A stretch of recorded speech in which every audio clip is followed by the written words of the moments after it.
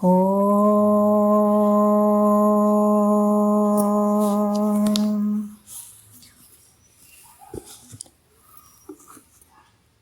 ಗುರುರ್ಬ್ರಹ್ಮ ಗುರುರ್ವಿಷ್ಣು ಗುರುರ್ದೇವೋ ಮಹೇಶ್ವರಃ ಗುರು ಸಾಕ್ಷಾತ್ ಪರಬ್ರಹ್ಮ ತಸ್ಮೈ ಶ್ರೀ ಗುರವೇ ನಮಃ. ಶ್ರೀ ಜಗದ್ಗುರು ಸಿದ್ಧಾರೂಢರ ಪಾದಕಮಲಗಳಿಗೂ, ಶ್ರೋತ್ರಿಯ ಬ್ರಹ್ಮನಿಷ್ಠ ಸದ್ಗುರು ಬಸವಾನಂದರ ಪಾದಕಮಲಗಳಿಗೂ, ಅವರ ಪ್ರತಿರೂಪದಂಥ ನಿಜಗುಣಪ್ಪನವರ ಪಾದಕಮಲಗಳಿಗೂ ನನ್ನ ದೀರ್ಘದಂಡ ಪ್ರಣಾಮಗಳನ್ನು ಸಲ್ಲಿಸುತ್ತಾ, ಸದ್ಗುರು ಮಾರ್ಥಂಡ ಸದ್ಗುರುಗಳ ಪಾದಕಮಲಗಳಿಗೂ ಹಾಗೂ ರಾಯಪ್ಪ ಸದ್ಗುರುಗಳ ಪಾದಕಮಲಗಳಿಗೂ ನನ್ನ ದೀರ್ಘದಂಡ ಪ್ರಣಾಮಗಳನ್ನು ಸಲ್ಲಿಸುತ್ತಾ,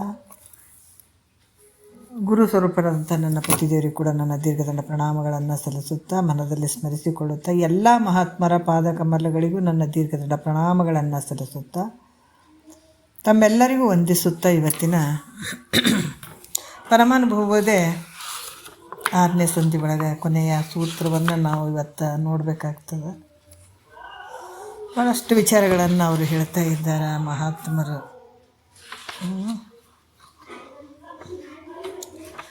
ಇವಾಗ 22ನೆಯ ಒಂದು ಸೂತ್ರವನ್ನು ನೋಡೋಣ. 6 ಸಂಧಿಗಳಿಂದ ಕೂಡಿದಂಥ ಪರಮಾನುಭವಬೋಧೆ. 21ನೇ ಸೂತ್ರದಲ್ಲಿ, ಹಿಂದಿನ ಒಂದು 21ನೇ ಸೂತ್ರದಲ್ಲಿ ಭಾಳಷ್ಟು ವಿಚಾರಗಳನ್ನು ಹೇಳಿದರು ಯಾರು, ಮೈತ್ರಾದೇವಿ. ನಾನು ಇಂಥ ಒಂದು ಜ್ಞಾನವನ್ನು ಪಡ್ಕೊಂಡೆ, ಭಾಳ ಆನಂದದಾಗ ನಾನು ಇದ್ದೀನಿ. ನಿಜಗೊಂಡ್ರು ಕೂಡ ಜ್ಞಾನ ಪ್ರತಿಪಾದನಾ ಸ್ಥಳದಲ್ಲಿ ಇಂದಿರ್ಪೆನೋ ನಿಜ ಸುಖದಲ್ಲಿ ಬಹು ದಂದುಗವೆಲ್ಲವನ್ನು ಅಳಿದುಳಿದು ಅನ್ನುವಂತೆ. ಮೈತ್ರಾದೇವಿ ಕೂಡ ತನ್ನ ಗಂಡನಿಗೆ, ಯತಿಪತಿ, ನಿನ್ನ ಮಹಿಮೆ ನನಗೆ ವರ್ಣಿಸ್ಲಿಕ್ಕೆ ಶಬ್ದಗಳು ಇಲ್ಪ, ಅದಕ್ಕೆ ಇದು ಮನಸ್ಸಿಗೆ ಮಾತು ಮನಗಳಿಂದ ತತ್ತ ಮೀರಿದಂತನ್ನುವಂಥದ್ದು. ಯಾಕಂದರೆ ಆ ಶಬ್ದಗಳು ನನ್ನ ಮನಸ್ಸಿಗೆ ಗೋಚರ ಆಗುವಂಥದ್ದಲ್ಲ, ವಾಣಿಯಿಂದ ಯಾಕಂದರೆ ಗೋಚರ ಆಗುವಂಥದ್ದನ್ನು ನಾವು ವರ್ಣನೆ ಮಾಡಬಹುದು, ಬುದ್ಧಿಗೆ ತಿಳಿದಂಥದ್ದನ್ನು ನಾವು ವರ್ಣನೆ ಮಾಡ್ಬೋದು. ಯಾಕಂತಂದ್ರೆ ಬುದ್ಧಿಯಿಂದ ತಿಳಿಲಾರ್ದನ್ನು ವಾಣಿಯಿಂದ ನಾನು ಹೆಂಗೆ ವರ್ಣನೆ ಮಾಡಿ ಇಂಥ ವಸ್ತುವನ್ನು ಅಂಥದನ್ನು ನನಗೆ ತಿಳಿಸಿದ್ರಿ. ನಿನ್ನ ಮಹಿಮೆ ಈ ವಾಣಿ ಮನಸ್ಸುಗಳಿಗೆ ಏನು ವಿಷಯ ಆಗಿದೆ ಅನ್ನೋದ್ರೆ ಇಲ್ಲ, ಅವಿಷಯವಾಗಿರುವಂಥದ್ದು. ಹಾಗಾಗಿಬಿಟ್ಟು ನಾನು ಏನಂತ ವರ್ಣನೆ ಮಾಡಲಿ ನಿನಗೆ ಅನ್ನುವಂಥ ವಿಚಾರವನ್ನು ಭಾಳಷ್ಟು ಅದ್ಭುತವಾಗಿ ಹೇಳಿದರು ಅವರು. 22ನೆಯ ನುಡಿಯಲ್ಲಿ ಕೂಡ ಭಾಳಷ್ಟು ಅದ್ಭುತವಾಗಿ ಹೇಳ್ತಾರೆ. ಏನು ಹೇಳ್ತಾಳೆ ನೋಡೋಣ. ಏನು ಹೇಳ್ತಾರೆ, ಈ ಗ್ರಂಥ ಸಮಾಪ್ತಿಯಲ್ಲಿ ಶ್ರೀ ಶಂಭುಲಿಂಗನ ಕೃಪೆಯಿಂದ ಸಕಲ ಜನಾಂಗಗಳಿಗೆ ಮಂಗಳ ಆಗಲಿ ಅಂತೇಳ್ಬಿಟ್ಟು ಆಶೀರ್ವಾದ ವಿಚಾರವನ್ನು ಹೇಳ್ತಾರೆ ಅವರು. ಈ ವಿಚಾರದಲ್ಲಿ ಆಶೀರ್ವಚನವನ್ನು ಹೇಳುತ್ತಾರೆ. ಏನು ಹೇಳ್ತಾರೆ, ಸಕಲ ಮಂಗಲವಕ್ಕೂ ಸಕಲ ಜನಾಂಗಗಳಿಗೆ ಅಕಲಂಕ ಶಂಭು ಸತ್ಕೃಪೆಯಿಂದ ಅಂತ ಹೇಳ್ತಾರೆ ಅವರು. ಶ್ರೀ ಶಂಭುಲಿಂಗನ ಕೃಪೆಯಿಂದ ಸಕಲ ಜನರಿಗೂ ನೋಡ್ರಿ ಮಂಗಳವಾಗಲಿ, ಸಕಲರಿಗೂ ಸುಖವಾಗಲಿ ಅನ್ನುವಂಥದ್ದು ಭಾವ. ಭಾಳಷ್ಟು ವಿಚಾರಗಳು ಹೇಳ್ತಾರೆ. ನಂಗೆ ಇದನ್ನು ಪಡ್ಕೊಳ್ಬೇಕಾದಂಥ ಒಂದು ಅಧಿಕಾರಿಗಳು ಬಹಳಷ್ಟು ಯೋಗ್ಯನಾಗಿರ್ಬೇಕಾಗ್ತದೆ. ಒಂದು ವಿಚಾರ ಹೆಂಗಂದ್ರೆ, ನನ್ನ ಜ್ಯೋತಿಯವರ ಮಗಳ ಮದುವೆಗೆ ಹೇಳಿದ್ರು ಅವರು, ಬಟ್ ನನಗೆ ಹೋಗೋಕ್ಕಾಗಿರಲಿಲ್ಲ. ನಿನ್ನೆ ನಾನು ಹೋಗಿ ಬಂದದ್ದಾಯಿತು. ಯಾಕಂದ್ರೆ ಹೋಗ್ಬೇಕನ್ನೋದಿತ್ತು. ನಿನ್ನೆ ಆ ಸಮಯ ಕೂಡಿ ಬಂತು, ಹೋಗ್ಬೇಕಾಗಿತ್ತು. ಹೋಗಿ ಹಂಗೆ ಅವರಿಗೂ ಭೇಟಿಯಾಗಿ ಬಂದ್ವಿ ನಾವು. ಇಲ್ಲಿ ಹೇಳುವಂಥ ವಿಚಾರ, ಒಂದು ಸಲ ಯಾರು ತಾಳಿಕೋಟಿ ಒಳಗೆ ತಾತರದಾರಲ್ಲ, ಅವ್ರ ಹೆಸರು ಏನೈತಲ್ಲಪ್ಪ, ಶಿಷ್ಯರು, ಸಿದ್ಧಾರೂಢರ ಶಿಷ್ಯರು ಇದ್ದಾರೆ, ಕಾಸಗತ್ತಿ ತಾತರು. ಭಾಳಷ್ಟು ಭಕ್ತಿ ಮಾಡ್ತಿದ್ರು ಸಿದ್ಧಾರೂಢರ ಹತ್ರ, ಗುರುಗಳ ಹತ್ರ ಭಾಳಷ್ಟು ಭಕ್ತಿ ಮಾಡೋರು. ಎಲ್ಲ ಗುರುಗಳಿಗೆ ಗೊತ್ತಾಗ್ತಿತ್ತು. ಸ್ವಲ್ಪ ಜ್ವರ ಬಂತು, ನೆಗಡಿ ಆಯಿತು, ಕೆಮ್ಮಾಯಿತು. ಇದರಿಂದ ಅಪ್ಪರಿಗೆ ತೊಂದರೆ ಆಗಬಾರ್ದು ಗುರುಗಳಿಗೆ ಅನ್ನುವಂಥ ಭಾವದಲ್ಲಿ ಕೆಲವು ಅವರು ಅಲ್ಲಿ ಜಾಗವನ್ನು ಬಿಟ್ಟು ಬೇರೆ ಕಡೆ ಹೋದ್ರು. ಅವರು ಯಾವುದೋ ಒಂದು ಸ್ವಲ್ಪ ದೂರ ಹೋಗಿ ಅಲ್ಲೇ ಕೂತ್ಕೊಂಡಿದ್ರಂಥವ್ರು. ಸಿದ್ಧಾರೂಢರು ಹುಡುಕಿದ್ರು, ಎಲ್ಲ ಕಡೆ ಹುಡುಕಿದ್ರು ಮಠದಾಗ, ಎಲ್ಲೂ ಸಿಗಲಿಲ್ಲ. ಆದ್ರೆ ಗುರು ಶಿಷ್ಯನನ್ನು ಹುಡುಕ್ತಾ ಹೋದ್ರು ನೋಡ್ರಿ. ಹುಡುಕ್ತಾ ಹೋಗಿ ಎಲ್ಲಿದೆಯೋ ಕಾಸಗತ್ತಿ ತಾತರಿಗೆ ಕರೆದು ಹೆಸ್ರು ಕರೆದು ಭಾಳ ಪ್ರೀತಿಯಿಂದ ಯಾಕೋ ಅಲ್ಲಿ ಬಿಟ್ಟು ಬಂದು ಅಂತ ಭಾಳಷ್ಟು ಒದ್ದಾಡಿದರು ಸಿದ್ಧಾರೂಢರು. ಶಿಷ್ಯ ಇದ್ದಲ್ಲಿಗೆ ಹೋಗಿ ಕರ್ಕೊಂಡು ಬಂದಂಥದ್ದು ಪ್ರಥಮ ಬಾರಿ ಅಂತ ಕೂಡ ಹೇಳಿದರು. ನನಗೆ 4 ಗಂಟೆ ಕ್ಲಾಸಿಗೆ ಜ್ಯೋತಿ ಅವ್ರು ಕೇಳ್ಕೊಂಡ್ರು. ನನಗೆ ಏನು ಕೇಳ್ಕೊಂಡ್ರು, ಅಮ್ಮ ಇದು ಕ್ಲಾಸ್ ನಾನು ನಡೆಸಿದ್ರೆ ನಾನು ತಿಳ್ಕೊಳಕ್ಕೆ ಸಾಧ್ಯ ಆಗ್ತದೆ, ನಾನು ತುಂಬ ನನಗೆ ಕೇಳಬೇಕನ್ನುವಂಥ ಅಪೇಕ್ಷೆ ಜಾಸ್ತಿ ಐತೆ ನನಗೆ, ಹೆಂಗೆ ಮಾಡೋದು ಅಂತ ಕೇಳಿದ್ಳು ಆಕಿನ. ಅವ್ರು ಕೇಳಿದ್ರು ನನಗೆ, ಏನೇ ಆಗಲಿ ಒಂದು ಸಮಯ ಹೇಳಿಬಿಡು ಜ್ಯೋತಿ ನೋಡೋಣ ಅಂತ. ನಾನು ಒಬ್ಬಳಿಗೆ ಹೇಳ್ತೀರ ನೀವು ಅಂತಂದಳು. ಇಲ್ಲ ಆಗಲಿ, ನೀ ಕೇಳುವಂಥ ಅಧಿಕಾರಿ ಇದ್ದೀರಿ ಅಂತಂದ ಮೇಲೆ ನಾನು ಹೇಳೋಕ್ಕೂ ರೆಡಿ ಇರ್ತೀನಿ, ಕೇಳಬೇಕನ್ನೋರಿಗೆ ಹೇಳೋವಂಥದ್ದು ಐತೆ ಜ್ಯೋತಿ, ನೀವೊಬ್ಬರೇ ಆದರೂ ಪರವಾಗಿಲ್ಲ ನಾನು ಹೇಳ್ತೀನಿ ಅಂದೆ. ಬಟ್ ಹೇಳಿದ ಮೇಲೆ ಕೆಲವೊಂದು ವಿಚಾರಗಳು ಬಂದವು ನನಗೆ. ನಾನು 7 ಗಂಟೆ ಕ್ಲಾಸ್ ಮಾಡ್ತೀನಿ, 4 ಗಂಟೆಗೆ ನಾನು ಒಪ್ಕೋಬೇಕಾಗಿತ್ತಾ ಬಿಡಬೇಕಾಗಿತ್ತಾ? ಯಾಕೆ ಜ್ಯೋತಿನ ನಾನು ನೋಡಿಲ್ಲ, ಆಕೆ ಯಾವ ರೀತಿ ಅಧಿಕಾರಿ ಅದಾಳಂತ ನನಗೆ ಗೊತ್ತಿಲ್ಲ. ನಾ ಕೇಳ್ತೀನಿ ಅನ್ನುವಂಥದ್ದು ಭಾವ ಬಿಟ್ಟರೆ, ಬಟ್ ನನಗೆ ವಿಚಾರಗಳು ಏನೂ ಗೊತ್ತಿಲ್ಲ. ಕೇಳ್ತಾಳೆ ಅನ್ನುವಂಥದ್ದು ಒಂದು ಬಿಟ್ಟರೆ, ಆದರೂ ಹೇಳ್ಬೇಕನ್ನುವಂಥದ್ದು ಹಂಬಲ ನನಗೂ ಬರ್ತಿತ್ತು, ಹೇಳ್ಬೇಕನ್ನುವಂಥದ್ದು. ನನಗೆ ನಿನ್ನೆ ಹೋದಾಗ ಗೊತ್ತಾಯಿತು ಅವ್ರದ್ದು ಎಲ್ಲನೂ, ಪ್ರತಿಯೊಂದು ನನ್ನ ವಿಚಾರ ಭಾಳಷ್ಟು ಗೊತ್ತಾಯಿತು ನನಗೆ. ನಿಜವಾಗಿ ಅದು ಏನು ಹೇಳಬೇಕಂತ ಗೊತ್ತಾಗ್ತಾ ಇಲ್ಲ. ಆವಾಗೂ ಇದ್ದರು ಅಂಥ ಭಕ್ತರು, ಈಗೂ ಇದ್ದಾರೆ ಅನ್ನೋದಕ್ಕೆ ಹೊಗಳಿಕೆ ಮಾತಲ್ಲ, ಇದು ಖಂಡಿತ ಹೊಗಳಿಕೆ ಮಾತಲ್ಲ. ಜ್ಯೋತಿ ಹಂಗೆ ನೀವು ಇದ್ದೀರಿ. ಯಾರು, ನಾನು ಹೆಗ್ಡೇಳು ಗುರುಗಳು ಆಗಿರ್ಬೋದು, ಮಲ್ಲಮ್ಮಮ್ಮ ಆಗಿರ್ಬೋದು, ಅನ್ನಪೂರ್ಣಮ್ಮಮ್ಮ ಆಗಿರ್ಬೋದು, ವಿಠಲ್ ಗುರುಗಳು ಆಗಿರ್ಬೋದು. ನಿಜವಾಗಿ ನಿಮ್ಮೆಲ್ಲರ ಒಂದು ಭಾವ ಜ್ಯೋತಿಯಲ್ಲೂ ಕೂಡ ಕಂಡೆ ನಾನು ನಿನ್ನೆ. ಎಂಥ ಒಂದು ಅದ್ಭುತ ಗುರುನಾಥ, ಅದಕ್ಕೆ ಈ ರೀತಿ ನುಡಿಸ್ತಾ ಇದ್ದಾನ. ಏನೇ ಇದ್ದರೂ ಕೂಡ ನಾವು ಹೇಳ್ಬೇಕನ್ನುವಂಥ ಆ ಭಾವ ಬರುತ್ತಲ್ಲ, ಈ ವಿಚಾರಕ್ಕಾಗಿ ಅನ್ನುವಂಥದ್ದು ಅನ್ನಿಸ್ತು. ಯಾಕಂತಂದ್ರೆ ಆ ಒಂದು ಮಾಡುವಂಥ ಭಕ್ತಿ, ಇರುವಂಥ ಭಾವ, ಪರಿಶುದ್ಧತೆ, ಮನಸ್ಸು, ನಿಜವಾಗಿ ನನಗೆಲ್ಲ ಮಹಾತ್ಮರಲ್ಲಿ ಶಿಶುನಾಳ ಶರೀಫ್ರದ್ದಾಗಿರ್ಬೋದು, ನಿಜ ಇದು ಹೊಗಳಕ್ಕೆ ಮಾತಲ್ಲ, ಬಟ್ ಅವ್ರ ಮುಖದಲ್ಲಿ ನಿಮ್ಮನ್ನು ಕಂಡಿದ್ದೀನಿ ನಾನಲ್ಲಿ. ನಿಮ್ಮೆಲ್ಲರ ಮುಖಗಳು ನನ್ನ ಕಂಡಲ್ಲಿ, ಅವ್ರ ಭಾವದಲ್ಲಿ. ಅವರೆಲ್ಲ ಒಂದು ವಿವೇಕಾನಂದರ ಶಿಷ್ಯರು, ರಾಮಕೃಷ್ಣ ಪರಮಹಂಸರಿಗೆ ಇದ್ದಂಥ ಶಿಶುನಾಳ ಶರೀಫರಿಗೆ ಇರುವಂಥ ಕಾಸಗತ್ತಿ ತಾತವರಾಗಿರ್ಬೋದು, ಕಬೀರರಾಗಿರ್ಬೋದು, ಗುರುಗಳಲ್ಲಿ ಮಾಡುವಂಥ ಎಂತೆಂಥ ಭಕ್ತರು. ನಿಜವಾಗಿ ಅವರೆಲ್ಲರ ನೆನಪು ನನಗೆ ಜ್ಯೋತಿಯಲ್ಲಿ ಕಂಡೆ ನಾನು. ಅವೆಲ್ಲ ನೆನಪು ಬಂದು ನನಗೆ. ಆದರೆ ಈಗಿನ ಒಂದು ವಿಚಾರದಲ್ಲಿ ಅಗಮ್ಯವಾದಂಥ ಒಂದು ಭಾವ, ಆ ಪ್ರೀತಿ, ಆ ಭಕ್ತಿ ಹೇಳ್ತಿರ್ದು. ಇರಲಿ, ನಾನು ಹೊಗಳ್ಕೋಕೆ ಜಾಸ್ತಿ ಹೋಗಂಗಿಲ್ಲ, ಹೊಗಳಬಾರ್ದು. ಆದರೆ ಆ ಭಕ್ತಿ ಏನೇ ಆ ಶ್ರದ್ಧೆ, ಭಕ್ತಿ, ನಂಬಿಕೆ ಇಡ್ತಾರೆ, ಖಂಡಿತ ಅವ್ರ ಫಲಗಳನ್ನು ಪಡೀತಾರೆ. ಖಂಡಿತ ಪಡೀಲಿಕ್ಕೆ ಸಾಧ್ಯ. ಅದು ಹಾಗೆ ಹೋಗಲ್ಲ ಒಂದು ಭಕ್ತಿ. ವಿಚಾರ ಹೇಳ್ಕೋಬೇಕನ್ನಿಸ್ತು, ಹೇಳಿದೆ. ಬಟ್ ನೀವೆಲ್ಲರೂ ಹಾಗೇ ಇದ್ದೀರಿ, ನನ್ನ ಸಂತೋಷ. ಗುರುನಾಥ ಯಾವುದೋ ರೂಪದಿಂದ ಇದನ್ನು ತಿಳಿಸ್ತಾ ಇದ್ದಾನೆ.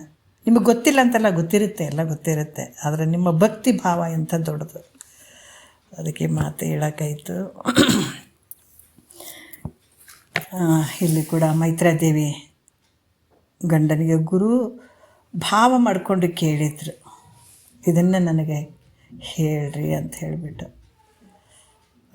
ಯಾಜ್ಞವಲ್ಕ್ಯರು ಕೂಡ ಈ ಕೇಳಿದಳಂತಂದ್ರೆ ನಾನು ಹೇಳಲೇಬೇಕನ್ನುವಂಥ ಒಂದು ಕರುಣೆಯಿಂದ ಅವರೆಲ್ಲ ವಿಚಾರಗಳನ್ನು ತಿಳಿಸಿದರು. ಅಷ್ಟೇ ಶ್ರದ್ಧೆಯಿಂದ ಕೇಳಿದಂಥ ಮೈತ್ರ ಖುಷಿಯಿಂದ ವರ್ಣನೆ ಮಾಡ್ತಾಳಪ್ಪ. ನೀನು ಏನಂತ ವರ್ಣನೆ ಮಾಡಲಿ ನಾನು. ಅದಕ್ಕೆ ವರ ಮುನಿಪತಿ ನಿನ್ನ ಚರಣ ಪಂಕುರಕ್ಕೆ ಶರಣೆಂಬುದು ಅಲ್ಲದೆ ಪೆರತೇನು ಅಂತ ಹೇಳಿದಾಳೆ. ಫಸ್ಟಿಗೆ ಹೇಳಿದಳು, ವರ ಮುನಿಪತಿ ನಿನ್ನ ಚರಣ ಪಂಕುರಕ್ಕೆ ಶರಣೆಂಬುದಲ್ಲದೆ ಪೆರತೀನಿ. ಶರಣ ಅನ್ನೋದು ಬಿಟ್ಟರೆ ನಾನು ನಿನಗೆ ಏನು ಮಾಡೋಕ್ಕೆ ಸಾಧ್ಯ ಐತಪ್ಪ ಅಂತ ಹೇಳಿದಳು.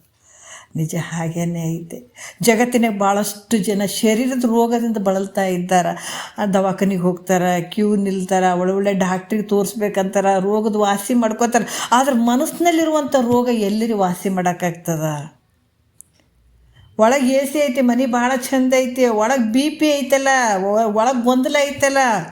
ಇಂಥ ಗೊಂದಲ ಇಟ್ಕೊಂಡು ಯಾವ ಮನೆ ಆದ್ರೇನು, ಯಾವುದು ಏನು ಎ ಸಿ ರೂಮ್ ಆದ್ರೇನು, ಎಲ್ಲಿ ಹೋದ್ರೆ ಏನು ಒಳಗಡೆ ಇರುವಂಥ ರೋಗ ಅದರಿಂದ ಎಷ್ಟೋ ಜನ ಬಳಲ್ತಾ ಇದ್ದಾರೆ.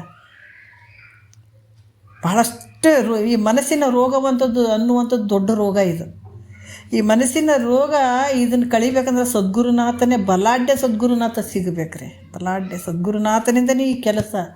ಆ ಸದ್ಗುರು ಪ್ರತಿನಿತ್ಯ ಇದನ್ನು ಹೇಳಿದಾಗ ಮಾತ್ರ ಆ ರೋಗ ಹೋಗೋಕ್ಕೆ ಸಾಧ್ಯ ಅದ. ಇಲ್ಲಾಂದ್ರೆ ಹೊರಗಿನ ಡಾಕ್ಟ್ರ್ ಬರೀ ಗುಳಿಗೆಯಿಂದ ದಿನಾ ಗುಳಿಗೆ ಕೊಡೋದ್ರಿಂದ ಆ ರೋಗ ವಾಸಿ ಆಗ್ಬೋದು. ಆದರೆ ಈ ಮನಸ್ಸಿನ ರೋಗ ಕಳಿಯೋದಕ್ಕೆ ಸದ್ಗುರುನಾಥ ದಿನಾ ಈ ಟ್ರೀಟ್ಮೆಂಟ್ ಕೊಡಬೇಕಾಗ್ತದೆ.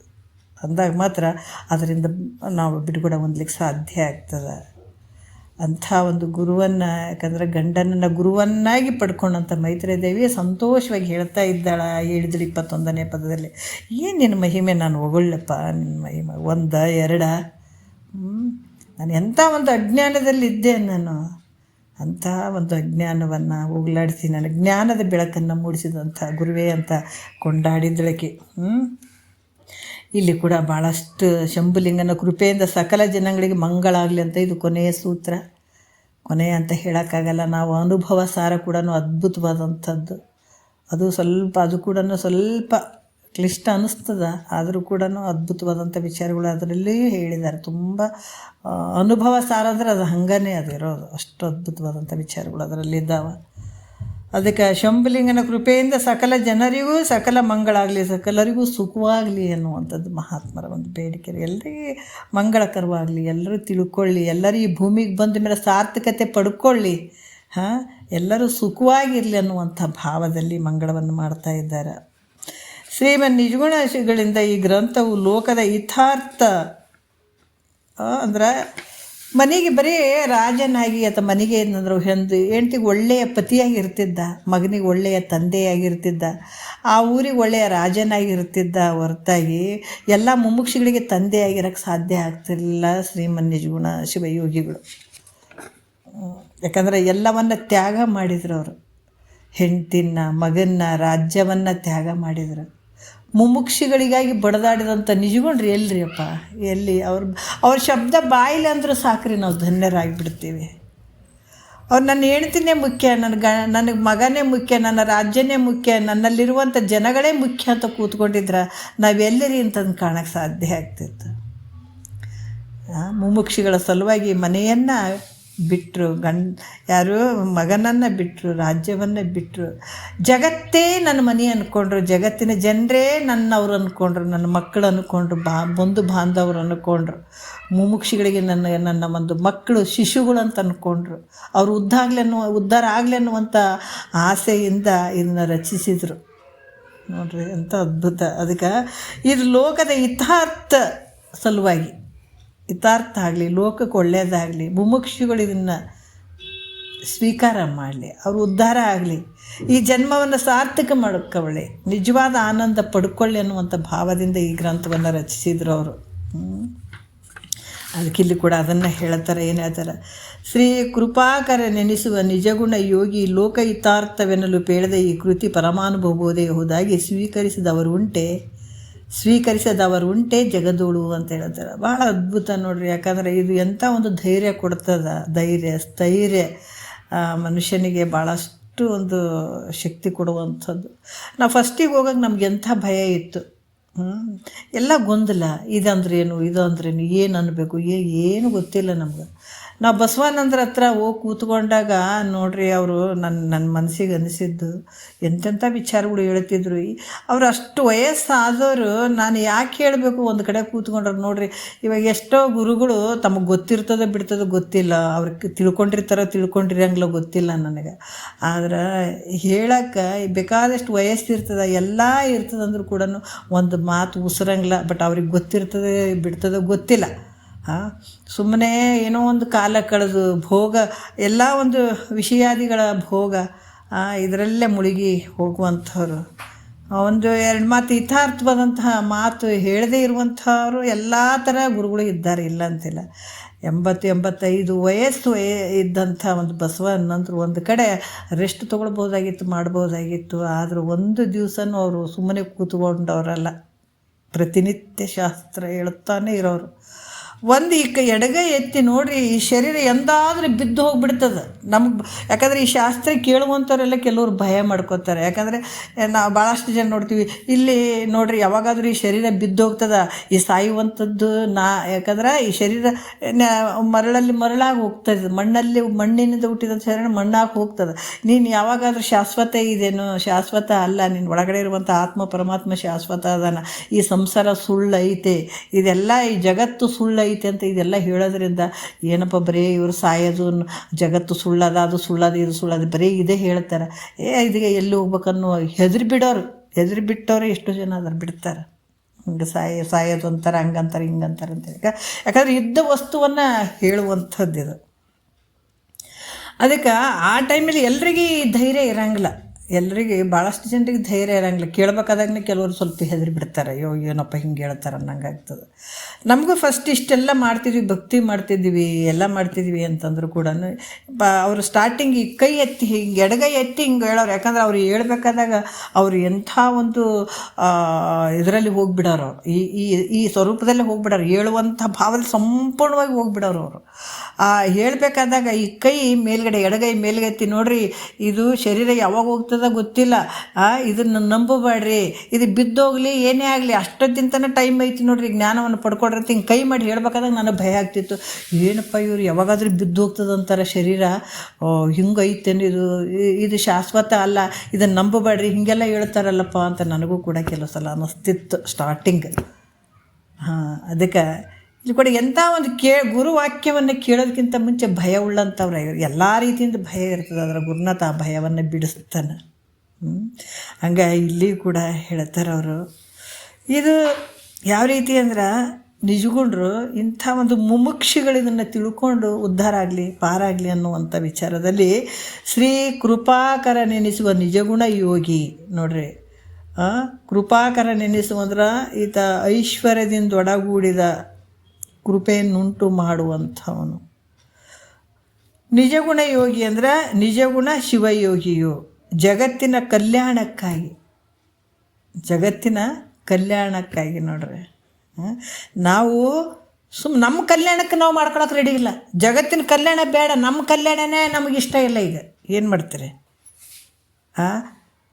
ಬರೇ ಮನೆ ಬಿಟ್ಟು ಬರೋಕ್ಕಾಗಂಗಿಲ್ಲ, ಕುಂತು ಕೇಳೋಕ್ಕಾಗಂಗಿಲ್ಲ, ಬೇಕು ಬೇಡ ಅಂತ ಕೇಳುವಂಥದ್ದು. ಆದರೆ ಕೆಲಸ ಇತ್ತಂದ್ರೆ ಅದು ಈ ಕಡೆ ಒಳ್ಳೆ ಕೂಡ ನೋಡಂಗಿಲ್ಲ ನಾವು.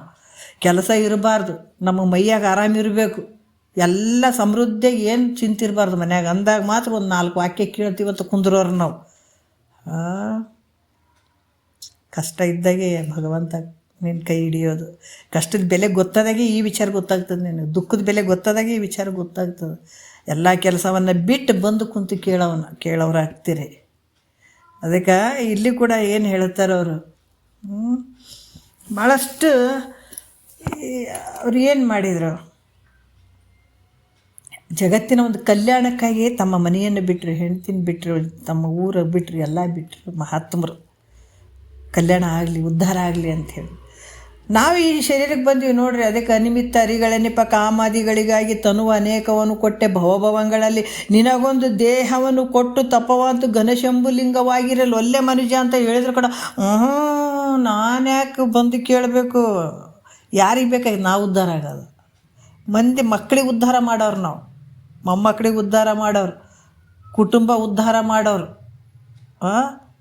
ಕೇಳಿದೆ ಒದಿಸ್ಕೊಂತ ಹೋಗೋರು. ಯಾರಿಗೆ? ಯಮಧರ್ಮನ ಕೈಯಾಗ ಓದಿಸ್ಕೊಂತ ಹೋಗೋರು. ಅದಕ್ಕೆ ನಿಜಗೊಂಡ್ರೆ ಏನು ಮಾಡಿದ್ರು, ಎಲ್ಲವನ್ನು ಬಿಟ್ಟರು ಜಗತ್ತಿನ ಉದ್ಧಾರಕ್ಕಾಗಿ ಇದನ್ನು ರಚನೆ ಮಾಡಿದರು. ಅದಕ್ಕೆ ಈ ಕೃತಿ ಪರಮಾನುಭವ ಬೋಧೆ ಯಹುದಾಗಿ ನೋಡ್ರಿ. ಇದು ಹೆಂಗದ ಪರಮಾನುಬೋಧೆ ಅಂತ ಇದು ಹೇಳ್ಸ್ಕೊಡ್ತದ. ಜಗತ್ತಿನಲ್ಲಿ ಇದನ್ನು ಯಾರಾದರೂ ಇದು ಅಂಗೀಕಾರ ಮಾಡದೇ ಇರುವಂಥವ್ರುಂಟೆ? ಮುಮುಕ್ಷುಗಳು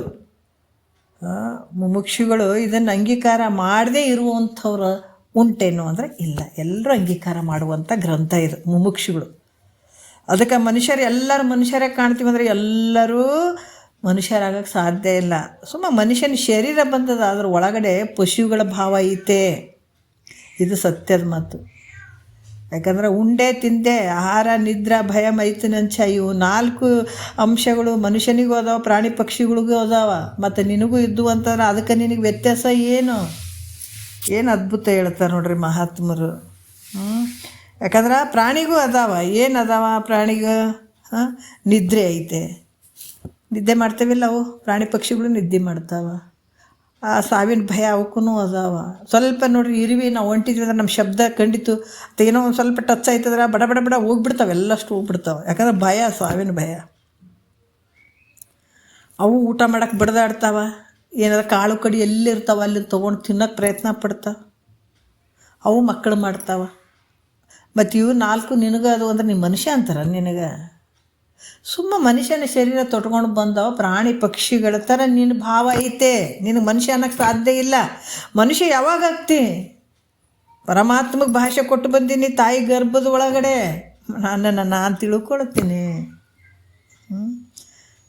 ನಾನು ಏನು ಭಾಷೆ ಕೊಟ್ಟಿನಿ ಆ ಪ್ರಕಾರ ನಡ್ಕೊಳ್ತೀನಿ ಅಂತ ನೀನು ಬಲ್ಲಿ ಯಾವಾಗ ಬರ್ತಾವ ಅವಾಗ ನೀನು ಮನುಷ್ಯ ಅಂತ ಆಗ್ಲಿಕ್ಕೆ ಸಾಧ್ಯ ಅದ ನಿನಗೆ. ಅಲ್ಲಿವರೆಗೂ ನೀನು ಏನಾದ್ರೆ ನಿನಗೆ ಏನದಪ್ಪ ಅಂತ ಹೇಳುವಂಥದ್ದು. ಅದಕ್ಕೆ ಈ ಮುಮುಕ್ಷುಗಳು ನಾನು ಈ ಜನ್ಮವನ್ನು ಕೃತಾರ್ಥನ, ಯಾಕಂದ್ರೆ ಕೃತಕೃತ್ಯ ನಾವು ಹುಟ್ಟಿದಕ್ಕೆ ಕೃತಕೃತ್ಯ ಧನ್ಯನಾಗಬೇಕು. ನಾನು ಇದನ್ನು ತಿಳ್ಕೊಬೇಕು, ಈ ಜ್ಞಾನವನ್ನು ಪಡ್ಕೊಳ್ಬೇಕು. ಪರಮಾತ್ಮನಿಗೆ ಭಾಷೆ ಕೊಟ್ಟು ಬಂದಿದ್ದೀನಿ. ತಿರ್ಗಿ ತಾಯಿ ಗರ್ಭಕ್ಕೆ ಹೋಗಬಾರ್ದು ನಾನು.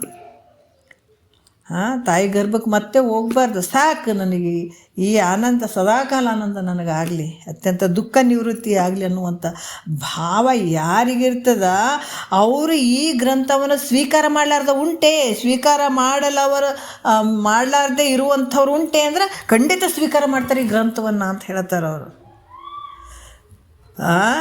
ಈ ಜನ್ಮದಿಂದ ನಾವು ಪಾರಾಗಬೇಕು, ಈ ಕಷ್ಟದಿಂದ ಪಾರಾಗಬೇಕು. ದೊಡ್ಡ ಕಷ್ಟ ಐತ್ರಿ, ದೊಡ್ಡ ಕಷ್ಟ ಐತಿದು. ಇದು ಸಾಮಾನ್ಯ ಕಷ್ಟ ಅಲ್ಲ ಇದು. ಈ ಕಷ್ಟದಿಂದ ನಾವು ಬಿಡುಗಡೆ ಆಗಬೇಕಂತ ಯಾರಿಗೆ ಮನಸ್ಸಿನಾಗ ಈ ಮುಮುಕ್ಷತ್ವ ಭಾವ ಬರ್ತದೆ ಅವರಿಗೆ ಅವರು ಈ ಗ್ರಂಥ ಸ್ವೀಕರಿಸದೇ ಇರ್ತಾರೆ ಅಂದ್ರೆ ಖಂಡಿತ ಸ್ವೀಕಾರ ಮಾಡ್ತಾರ ಅಂತ ಹೇಳುವಂಥದ್ದು. ಅದಕ್ಕೆ ಮತ್ತು ಕೆಲವು ಸಂಶಯ ಬರ್ತವೆ. ಏನಂದ್ರೆ ನಿಮ್ಮಿಂದ ರಚಿಸಲ್ಪಟ್ಟಂಥ ಈ ಗ್ರಂಥ ಯಾರಿಗೂ ತಿಳಿಯಂಗಿಲ್ಲಪ್ಪ. ಅದಕ್ಕೆ ಈ ಪ್ರಮಾಣ ಶೂನ್ಯವಾಗಿರೋದ್ರಿಂದಲೂ ಈ ಪ್ರಮಾಣ ಜಾಸ್ತಿ ಇಲ್ಲ, ಇದ್ರಾಗ ಪ್ರಮಾಣ ಇಲ್ಲ, ಶೂನ್ಯ ಐತೆ, ಯಾರು ಇದನ್ನು ಸ್ವೀಕಾರ ಮಾಡಂಗಿಲ್ಲ ಅಂತ ಸಂಶಯ ಮಾಡಿದರೆ ಅದನ್ನು ಹೇಳ್ತಾರೆ ಮುಂದೆ. ಇಲ್ಲಿ ಪ್ರಮಾಣ, ಇದು ಪ್ರಮಾಣ ಐತಪ್ಪ, ಪ್ರಮಾಣದಿಂದ ಕೂಡಿದಂಥದ್ದು ಇದು ಅಂತ ಹೇಳ್ತಾರೆ ಅವರು. ಅದಕ್ಕೆ ಹೇಳ್ತಾರೆ 2ನೇ ನುಡಿಯಲ್ಲಿ, ಇದು ವೇದಾಂತದಳು ಗೌಪ್ಯವಾದ ಅರ್ಥವಿದು, ಪುರಾಣ ಸ್ಮೃತಿಗಳ ಸಾರ ಇದು, ಪರಮಾರ್ಥದ ತಿರುಳು ತತ್ವ ರಹಸ್ಯವಿದು, ಪ್ರಾಕೃತವೇ ಅಲ್ಲ ತಿಳಿಯಲಿಕ್ಕೆ ಅಂತ ಹೇಳ್ತಾರೆ ನೋಡ್ರಿ. ಎಂಥ ಒಂದು ಅದ್ಭುತವಾಗಿ ನಿಜಗೊಂಡ್ರು ಹೇಳ್ತಾರಪ್ಪ. ಏನು ಹೇಳ್ತಾರೆ ಇದು ವೇದಾಂತದಳು. ನಾ ಹೇಳಿದಂಥದ್ದು ಸಣ್ಣದಲ್ಲ ಇದು. ನಾ ಹೇಳಿದಂಥದ್ದು ಸುಮ್ಮನೆ ಅಲ್ಲ.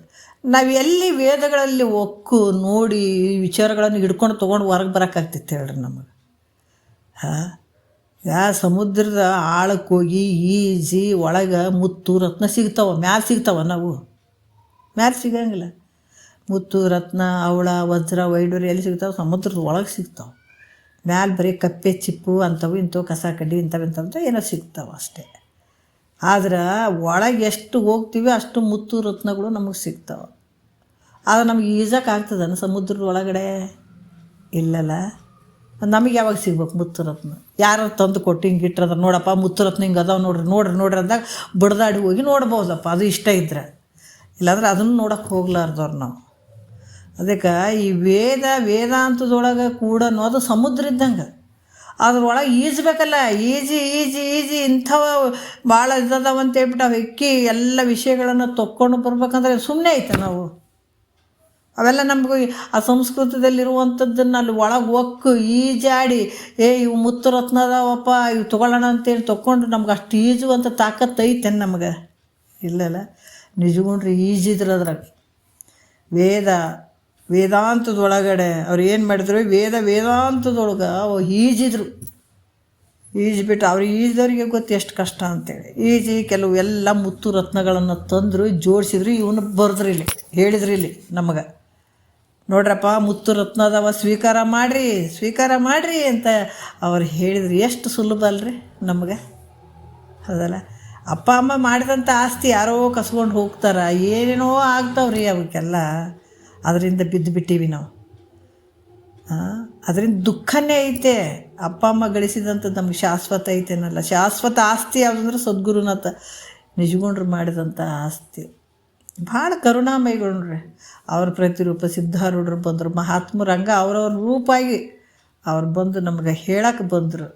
ದೊಡ್ಡ ಶಿವಪತ್ರಪ್ಪ ಗುರುಗಳಾಗಿರ್ಬೋದು, ಅವರೆಲ್ಲ ಇದನ್ನು ಇನ್ನೂ ಸುಲಭ ಮಾಡಿದ್ರು, ನಮಗೆ ಭಾಳ ಸುಲಭ ಮಾಡಿದ್ರು ಅದನ್ನು.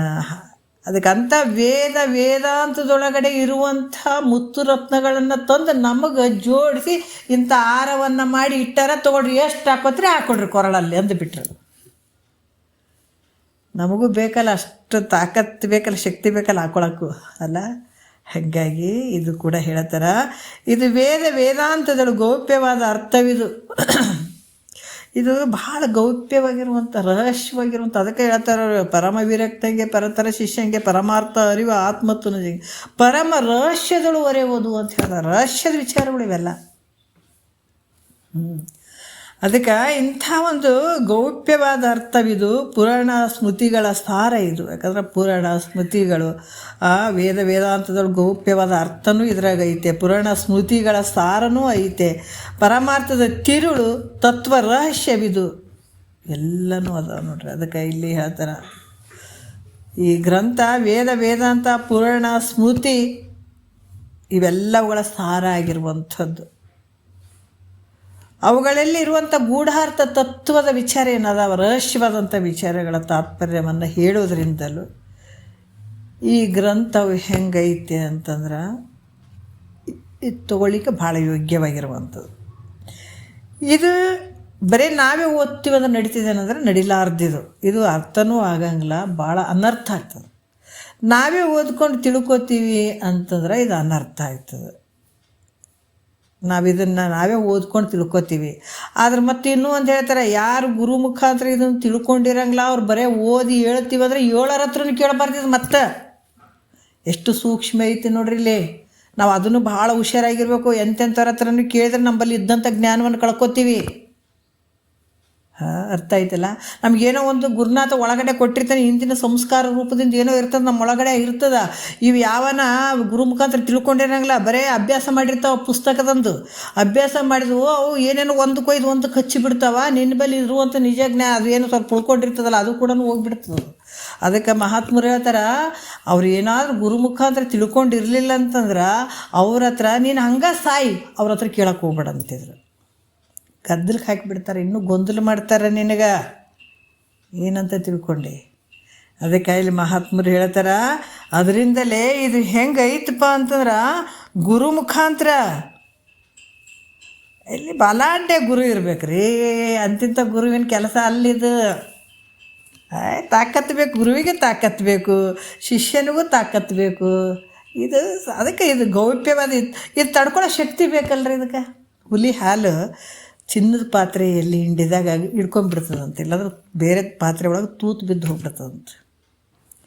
ಅದಕ್ಕೆ ಇದು ಯಾರು ಅಷ್ಟು ತಾಕತ್ತಿರ್ತದೆ, ಈ ವಿಷಯಗಳು ತೊಗೊಳುವಂಥ ತಾಕತ್ತಿರ್ತದೆ ಅವ್ರಿಗೆ ನಿಲ್ಲುತ್ತಾವ, ಇಲ್ಲಾಂದ್ರೆ ತೂತು ಬಿದ್ದು ಹೋಗ್ಬಿಡ್ತಾವ. ಹಂಗೈತಿದು. ಇದಕ್ಕೆ ಯಾರು ಬೇಕಪ್ಪ ಅಂತಂದ್ರೆ ಬಲಾಢ್ಯ ಗುರು ಬೇಕಿತ್ತಗ. ಇದನ್ನು ಹೇಳಕ್ಕೆ ಗುರು ಮುಖಾಂತರ ಇದು ತಿಳಿಬೇಕು. ಮತ್ತು ಹಂಗೆ ಇಲ್ರಿ, ನಾ ಕಿಟ್ಟು ಓದಿದೆ ಕಟ್ಟು ಓದಿದೆ ಹಂಗೆ. ಅದಕ್ಕೆ ಮಾತಿಗೆ ಹೇಳ್ತಿದ್ರು ಅವರು ಗುರು ಮುಖಾಂತರ ತಿಳ್ಕೊಳ್ಳದೆ ಇದ್ದಂಥವ್ರ ಬಾಯಾಗ ನೀ ಕೇಳಕ್ಕೆ ಹೋಗ್ಬೇಡ, ಹಂಗೆ ಸತ್ತು ಹೋಗಂತಿದ್ರು ಅವ್ರು. ಭಾಳ ಅನರ್ಥ ಆಗಿಬಿಡ್ತದೆ ಇದು. ಒಂದಕ್ಕೆ ನೋಡ್ರಿ ನಿಜಗೊಂಡ್ರೆ ಶಬ್ದಗಳು ಹೆಂಗದಾವಂದ್ರೆ ಒಂದೊಂದು ಅಕ್ಷರಗಳು ಒಂದೇ ವ್ಯತ್ಯಾಸ ಆದ್ರೇ.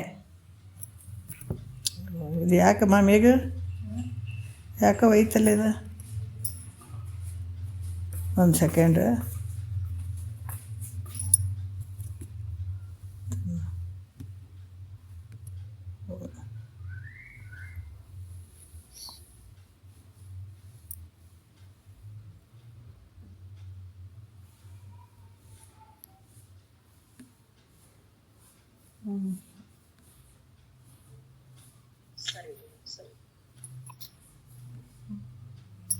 Hello, network ಹೋಗಿರ್ಬೋದು. ಹೌದು ನೆಟ್ವರ್ಕ್ ಹೋಗಿತ್ತು ಮತ್ತೆ ಬಂತು.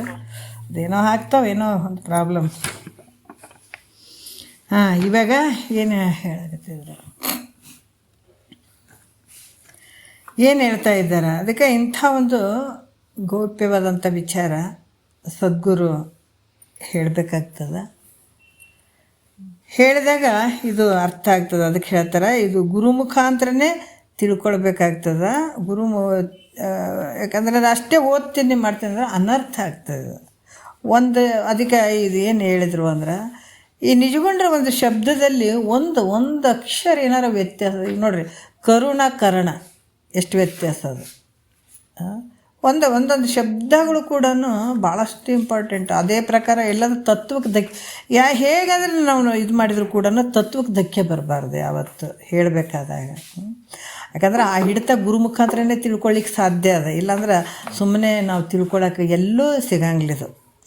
ಈ ಹಿಡಿತ ಎಲ್ಲಿ ಸಿಗ್ತದಪ್ಪ ಅಂದ್ರೆ ಸದ್ಗುರುವಿನಲ್ಲೇ ಸಿಗುವಂಥದ್ದು ಈ ಹಿಡಿತ, ಇಲ್ಲಾಂದ್ರೆ ಬೇರೆ ಕಡೆ ಸಿಗುವಂಥದ್ದು ಅಲ್ಪ. ಅದಕ್ಕೆ ಇದು ಗುರುಮುಖಾಂತರನೇ ತಿಳ್ಕೊಳ್ಳಿಕ್ಕೆ ಯೋಗ್ಯವಾಗಿರುವಂಥದ್ದು ಹೊರತು ಮತ್ತು ಎಲ್ಲರೂ ತಿಳಿಲಿಕ್ಕೆ ಸುಲಭವಾದಂಥದ್ದು ಐತೇನು ಅಂದ್ರೆ ಅಲ್ಲ. ನೋಡ್ರಿ ಎಂಥ ವಿಚಾರ ರೀ, ಎಲ್ಲರಿಗೆ ತಿಳಿಲಿಕ್ಕೆ ಸುಲಭವಾಗಿರುವಂಥದ್ದು ಐತೇನು ಅಂದರೆ ಅದು ಅಲ್ಲ. ಅಂದ್ರೆ ಅಧಿಕಾರಿಗಳು ಇರಬೇಕು. ಇದಕ್ಕೆ ಅಧಿಕಾರಿಗಳು ಅದಕ್ಕೆ ಹೇಳ್ತಾರೆ, ಅವರು ಪರಿಪಕ್ವ ಹೃದಯರಲ್ಲದ ಮಂದ ಮನುಜರಿಗೆ ಬರಿದೆ ಬೋಧಿಪೆನೆಂಬ ಭ್ರಮೆ ಯಾಕೋ. ಹೇಳ್ತೀನಿ ಇಲ್ರಿ, 100 ಮಂದಿ ಅದಾರ, 200 ಮಂದಿ ಅದಾರ, ಅಣಿ ಹೊಡ್ಕೋತಾರ, ಅವ್ರು ತಲೆ ಹೊಡ್ಕೋತಾರ. ಎಷ್ಟು ಮಂದಿ ಇದ್ರೇನು. ಅದ್ರಾಗ ಅಧಿಕಾರಿ ಭಾಳ ಮುಖ್ಯ ಆಗ್ತಾನೆ. ಅಧಿಕಾರಿ ಒಬ್ಬರೇ ಇರೋದು. ಅದಕ್ಕೆ ಇಲ್ಲಿ ಏನು ಹೇಳ್ತಾರ, ಅಂಥ ಅಧಿಕಾರಿ ಎಲ್ಲರಿಗೆ ತಿಳಿಲಿಕ್ಕೆ ಸಾಧ್ಯ ಐತೇನಂದ್ರೆ ಇಲ್ಲ. ಅಧಿಕಾರಿಗಳು ಇರಬೇಕಾಗ್ತದ. ಈ ಅಧಿಕಾರಿಗಳು ಯಾರ ಹತ್ರ ಕೇಳಬೇಕಿದು? ಬ್ರಹ್ಮನಿಷ್ಠ ಗುರು ಮುಖಾಂತರ, ಶ್ರೋತ್ರಿಯ ಬ್ರಹ್ಮನಿಷ್ಠ ಗುರುಗಳ ಮುಖಾಂತರ ಶ್ರವಣ ಮಾಡಿ ತಿಳ್ಕೊಳ್ಬೇಕಿದು. ತಿಳಿದಾಗ ನೀನು ಯೋಗ್ಯ ನೋಡ. ಅನಂತ ಸದ್ಗುರು ಸಿಕ್ಕಿಬಿಟ್ಟ, ಇಂಥ ಶ್ರೋತ್ರಿಯ ಬ್ರಹ್ಮನಿಷ್ಠ ಸದ್ಗುರು ಸಿಕ್ಕಿಬಿಟ್ಟನಂದ್ರೆ ಧನ್ಯನೇ ಧನ್ಯ ಅಲ್ಲ. ಇನ್ನೇನು ಕೆಲಸ ಉಳಿತದೆ ಹೇಳ್ರಿ, ಆನಂದ. ಅಂಥ ಒಂದು ಅವಾಗ ಕುಣಿದಾಡ್ಬೇಕು. ಎನ್ನಯ್ಯ ಗುರು ತಂದೆ ತನ್ನಂತೆ ಮಾಡಿದನು ಇನ್ಯಾರ ಗೊಡುವೇನೆಗೆ ಅಂತ ಹೇಳುವಂಥದ್ದು. ಹಾಗಾಗಿ ಅಧಿಕಾರಿಗಳು ಬ್ರಹ್ಮನಿಷ್ಠ ಸದ್ಗುರುಗಳ ಮುಖಾಂತರ ಈ ಶ್ರವಣವನ್ನು ಮಾಡಬೇಕನ್ನುವಂಥದ್ದು ಮುಖ್ಯ. ಮತ್ತು ಈ ಗ್ರಂಥವನ್ನು ನೋಡ್ರಿ ಹೇಳ್ತಾರೆ, ಅವ್ರು 3ನೇ ನುಡಿಯಲ್ಲಿ ಹೇಳ್ತಾರೆ, ಇದನ್ನು ಅನುರಾಗದಿಂದ ಓದುವ ಜನರಿಗೆ, ಪದಪಿಂದೆ ಕೇಳುವ ಸಾಧಕರಿಗೆ, ಮುದದಿಂದ ತಿಳಿಯುವ ಬುಧರಿಗೆ ನಿಜಮುಕ್ತಿ ಪದ ಸಿದ್ಧಿಪುದು ಶಂಭು ಕೃಪೆಯಿಂದ ಅಂತ ಹೇಳ್ತಾರೆ. ಎಂಥ ಅದ್ಭುತ ನೋಡ್ರಿ. ಈ ಗ್ರಂಥವನ್ನು ಯಾರು ಪ್ರೀತಿಯಿಂದ ಇದನ್ನು ಓದ್ತಾರೋ ಅಥವಾ ಕ್ರಮವಾಗಿ ಭಕ್ತಿಯಿಂದ ಕೇಳುತ್ತಾರೋ ಮತ್ತು ಪ್ರೀತಿಯಿಂದ ತಿಳಿಸುವಂಥ ಬುಧರಿಗೆ ಅಂಥ ಗುರುಗಳಿಗೆ ನೋಡ್ರಿ. ಯಾಕಂದ್ರೆ ತಿಳಿಸುವಂಥವರಿಗೂ ಕೂಡ ಶ್ರೀ ಶಂಭುಲಿಂಗನ ಕೃಪೆಯಿಂದ, ಇಲ್ಲಿ ಓದೋಂಥವ್ರಿಗಾಗಿರ್ಬೋದು, ಭಕ್ತಿಯಿಂದ ಕೇಳುವವರಿಗಾಗಿರ್ಬೋದು, ಪ್ರೀತಿಯಿಂದ ತಿಳಿಸುವಂಥವ್ರಿಗಾಗಿರ್ಬೋದು, ಶ್ರೀ ಶಂಭುಲಿಂಗನ ಕೃಪೆಯಿಂದ ಏನಾಗ್ತದ? ಅತ್ಯಂತ ದುಃಖ ನಿವೃತ್ತಿ, ಪರಮಾನಂದ ಪ್ರಾಪ್ತಿ ಆಗ್ತದ. ಅದಕ್ಕೆ ನೀನು ಹೆಂಗಾರ ಕುಂತು ಕೇಳು ನೋಡ್ರಿ. ಮಹಾತ್ಮರೇ ಆಗಿಬಿಡ್ತಾರ. ಈಗ ಬಸವಾನಂದ್ರೆ ಇನ್ನೊಂದು ಚೂರು ಐತಿ ಇರಲಿ. ಇದಕ್ಕೆ ನೋಡ್ರಿ, ಬೆಂಕಿ ಸುಡ್ತಂತ ಕೈ ಇಟ್ಟರು ಸುಟ್ಬಿಡ್ತದೆ, ಸುಡಂಗ್ಲಂತ ಕೈ ಇಟ್ಟರು ಕೂಡ ಸುಟ್ಟೇ ಹೋಗ್ತದೆ. ಈ ಜ್ಞಾನ ಹಾಗೇನೆ. ಕುಂತು ಅದಕ್ಕೆ ಅವ್ರು ಯಾಕೆ ಹೇಳ್ತಾರೆ, ಸುಮ್ಮನೆ ಕಾಲವನ್ನು ಕಳೆದು ಸಾವುದು ಚಿತ್ತವೇ, ಕುಂತು ಕಾಲ ಕಳಿಬೇಡ್ರಿ, ಕಿವಿಯಾಗ ಹಾಕ್ಕೊಳ್ರಿ. ಒಂದು ಸ್ವಲ್ಪ ಕಿವಿ ಕೊಟ್ಟನ ದೇವ್ರು, ಎದಕ್ಕೆ ಕೊಟ್ಟನ? ಇಂಥವು ಕಿವಿಯಾಗ ಹಾಕ್ಕೊಳಕ. ಅದಕ್ಕೆ ಶ್ರವಣ ಭಕ್ತಿ ಅಂತ ಹೇಳ್ತಾರಲ್ಲ, ಹೌದಲ್ಲ, ಇವನ್ನ ಕಿವಿಯಾಗ ಹಾಕ್ಕೊಳ್ರಿ ಅಂತ. ಅವರು ತಾತರು ಇದಕ್ಕೆ ಹೋಗ್ತಿದ್ರು. ಅಲ್ಲಿ ಅವರು ಕೂಡ ಇದು ಶಾಸ್ತ್ರವನ್ನು ಯಾರು ಕೇಳ್ತಾರೆ ಅಲ್ಲಿ ಪ್ರತಿನಿತ್ಯ ಹೇಳುವಂಥವ್ರು ಹೇಳ್ತಾಯಿದ್ರು. ಕೆಲವು ಸಲ ಒಬ್ಬರು ಬರ್ತಿದ್ರು, ಕೆಲವ್ರು ಬರ್ತಿರ್ಲಿಲ್ಲ. ಅಲ್ಲಿ ಹೋದಾಗ ಯಾರು ಬರಲಿಲ್ಲ ಅವತ್ತು. ಆದರೂ ಕೂಡ ಅಲ್ಲಿ ಒಬ್ಬರು ಈ ಸಿದ್ಲಿಂಗಪ್ಪ ತಾತ ಅಂತ ಒಬ್ಬರು ಇದ್ರು ಅಲ್ಲಿ. ಅವರು ಆ ಟೈಮ್ನಲ್ಲಿ ಸಿದ್ಲಿಂಗ ಗುರುಗಳು ಅಂತ ಹೇಳಿಬಿಟ್ಟು ಇವರು ಕಪ್ಪಗಲ್ಲಿಗೆ ಹೋಗಿದ್ರಂತ ತಾತಾರು. ಕೆಲವು ವಿಚಾರಗಳು ನಮಗೆ ಗೊತ್ತಿದ್ದಂಗೆ ಹೋದಾಗ ಅವ್ರ ಮನೆಗೆ ಇದ್ದರು. ತಾತವ್ರು ಸಿದ್ಲಿಂಗಪ್ಪ ತಾತವ್ರ ಮನೆಗೆ ಇವರು ತಾತವ್ರು ಹೋಗ್ತಿದ್ರು. ಹೋದಾಗ ಅವತ್ತು ಯಾರೂ ಬರಲಿಲ್ಲ, ಕೇಳೋಕೆ ಬರಲಿಲ್ಲ. ಇವರಿಗೆ ಅದ್ರಾಗ ಅಪೇಕ್ಷೆ ಇಲ್ಲ, ಯಾರಿಗೆ ಸಿದ್ಲಿಂಗ ಗುರುಗಳಿಗೆ ಅಪೇಕ್ಷೆ ಇಲ್ಲ ಒಟ್ಟ. ಅವರು ಒಂದು ಏಜಿನ ಮನುಷ್ಯರು. ಅವಾಗ ಗುರುಗಳು ಬೇರೆ ದಿನ ಹೇಳ್ತಾರೆ, ಕೇಳಕ್ಕಂತೂ ಯಾರು ಬರೋವಲ್ರು, ಹೆಂಗೆ ಮಾಡೋದು, ಬಂದಾರ ಯಾರು ಬರಲಿಲ್ಲ ಅಂದ್ರೆ ಹೆಂಗೆ ಅಂತೇಳ್ಬಿಟ್ಟು ಇವರು ಮನೆಗೆ ಹೋಗಿ ಗುರುಗಳು ಬಂದಾರಪ್ಪ, ಬಂದು ಕೇಳ್ರಿ ಅಂತ ಹೇಳೋರಂತ. ಆವಾಗ ತಮ್ಗೆ ಬೇಕಾದ್ರೆ ಒಂದು 4 ಮಂದಿ ಬಂದು ಕುಂತು ಕೇಳೋದು ಮಾಡ್ತಿದ್ರು. ಆವತ್ತಿನ ದಿವಸ ಏನು ಮಾಡೋದು, ಅವತ್ತು ಬರ್ತಾರೋ ಇಲ್ಲ ಅಂತ ಇವರಿಗೂ ಒಂಥರ ಭಯ. ಗುರುಗಳು ಬಂದಾರ ಬೇರೆ, ಅವ್ರು ಬರ್ತಾರಿಲ್ಲ, ಯಾರು ಕೇಳಕ್ಕೆ ಬರಲಿಲ್ಲ ಅಂದ್ರೆ ಹೆಂಗೆ ಮಾಡೋದಪ್ಪ, ಗುರುಗಳು ಏನು ಅಂದ್ಕೊಂಡ್ಬಿಡ್ತಾರಂತ ಇವ್ರಿಗೆ ಭಯ. ಆವಾಗ ಈ ಬಸವಾನಂದ್ರಿಗೆ ಗೊತ್ತಾಯಿತು, ಬಸವಾನಂದ್ರ ತಾತರಿಗೆ ಗೊತ್ತಾಗಿ ನೋಡಿ ಸಿದ್ಲಿಂಗು, ನೀನೇನು ಮನೆಗೆ ಹೋಗಿ ಹೇಳಕ್ಕೆ ಹೋಗಬೇಡ, ಅವ್ರು ಬಂದ್ರು ಬರಲಿ ಬಿಟ್ಟರು ಯಾರು ಬಂದ್ರೆ ನಮಗೇನು, ಬರದೇ ಇದ್ದರೂ ಪರವಾಗಿಲ್ಲ, ಯಾರು ಬರ್ತಾರ ಅವ್ರಿಗೆ ಕೆಲಸ ಆಗ್ತದೆ, ಯಾರು ಬಂದು ಕೇಳ್ತಾರ ಅವರಿಗೆ ಲಾಭ ಐತೆ, ಹೌದಾ. ಅವರಿಗೆ ಬರ್ರಿ ಅಂತ ನಾವು ಯಾಕೆ ಕೇಳಬೇಕು, ಕೇಳಿದವ್ರಿಗೆ ಐತಿ ಲಾಭ, ಅವ್ರು ಪಡ್ಕೋತಾರೆ, ನಮಗೇನಾಗ್ತದೆ ಅದರಿಂದ, ಬರಲಿಲ್ಲ ಅಂದರೆ ಬರಲಿಲ್ಲ ಬಿಡು ಅಂತ ಹಿಂಗೆ ಅವ್ರು ಹೇಳೋರು. ಹಿಂಗೆ ಡೈರೆಕ್ಟೇ ಹೇಳೋರು ಬಸವಾನಂದ್ರ ತಾತರು. ಗುರುಗಳು ಹಿಂಗೆ ಅಂತಾರಲ್ಲಪ್ಪ, ಹೆಂಗೆ ಮಾಡೋದು ಅಂತ ಹೇಳ್ಬಿಟ್ಟು ಬೇಡ ಅಂತಾರಂತ ಕರೀಲಿಕ್ಕೆ ಹೋಗಲಿಲ್ಲ ನೋಡ್ರಿ. ಅವರೇ ಕುಂತು ಯಾರು ಬರಲಿಲ್ಲಲ್ಲ, ಇನ್ನೇನು ಮಾಡೋದು, ನಾನಾರ ಒಬ್ರು ಕುಂತ್ರೈತೆ ಕೇಳಿದ್ರೈತೆ ಅಂತ ಕೇಳೋಕ್ಕೆ ಶುರು ಮಾಡಿದ್ರು ಅವರು. ತಾತ ಕೇಳಿದ್ರು, ಒಂದು ದಿವಸ ಕೇಳಿದ್ರೆ, 2 ದಿವಸ ಕೇಳಿದ್ರು, 3 ದಿವಸ ಕೇಳಿದ್ರೆ, ಏನೋ ಒಂದು ಅವರಿಗೆ ಸ್ವಲ್ಪ ಇದಾಯಿತು, ಕೇಳಬೇಕು ಅನ್ನುವಂಥ ಭಾವ ಅವರಿಗೆ ಬರಕತ್ತು ನೋಡ್ರಿ. ಬರ್ತಾ ಅವ್ರು ಕುಂತು ಕೇಳೋಕ್ಕೆ ಶುರು ಮಾಡಿದರು.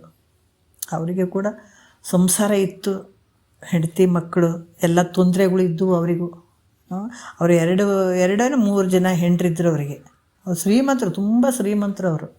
ಸಿದ್ಲಿಂಗ ತಾತಾರು ಅಂತಂದ್ರೆ ತುಂಬ ಶ್ರೀಮಂತರು ಅವರು. 3 ಜನ ಹೆಂಡ್ರಂತ ಅವರಿಗೆ. ಅವ್ರು ಕೇಳಿದ್ರು ಎಂಥ ಒಂದು ಪರಿಸ್ಥಿತಿ ಕಷ್ಟ ಇತ್ತು. ಯಾವುದ್ಯಾವುದಕ್ಕೂ ಜಗಳ ಅವೆಲ್ಲ ಮಾಮೂಲಿ ಇದ್ದವು ಅವರಿಗೂ ಕೂಡ.